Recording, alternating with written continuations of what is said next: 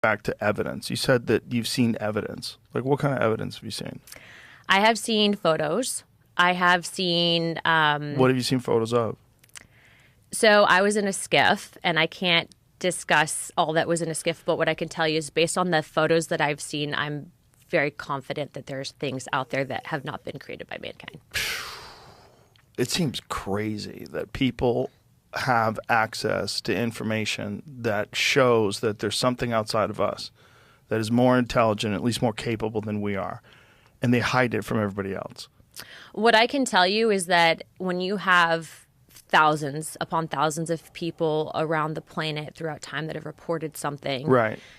to say that those people are crazy, to say that, you know, the whole concept of even just asking the question that you might not necessarily be psychologically sound, that in itself, you know, that's a disinformation campaign to Yes. get people to shut up about it. And that's a problem. We know that the U.S. government has not exactly been clean, and a lot of what they've done with the American people, specifically to the topic of UFOs. Which makes you think that it's probably because there's something there. If you think about the motivation they had with Project Blue Book, when J. Allen Hynek was running Project Blue Book, this specific intention was to discredit all stories. And he ended up ultimately, though, after all of his investigations, becoming someone that was like, I think there's something here. But that's true.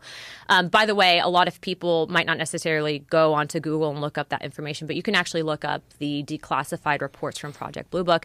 What's also interesting, though, is when we're talking about tech, right, the ability for this tech, being that it exists, to change dependence for entire governments on things like fossil fuel, et cetera. You know, it's look, I think everyone has a moral obligation to do what they think is right. Okay. And so if you're in a position of power and you see something wrong and you're not addressing it, I think, you know, this in itself, getting the truth out there for people to decide for themselves. I'm not telling you what to believe. I'm just telling you in our investigations and what we are pushing for in regards to transparency. I would like to see the federal government roll out some of the stuff that we've been given access to, because I think that that information belongs in the hands of the American people.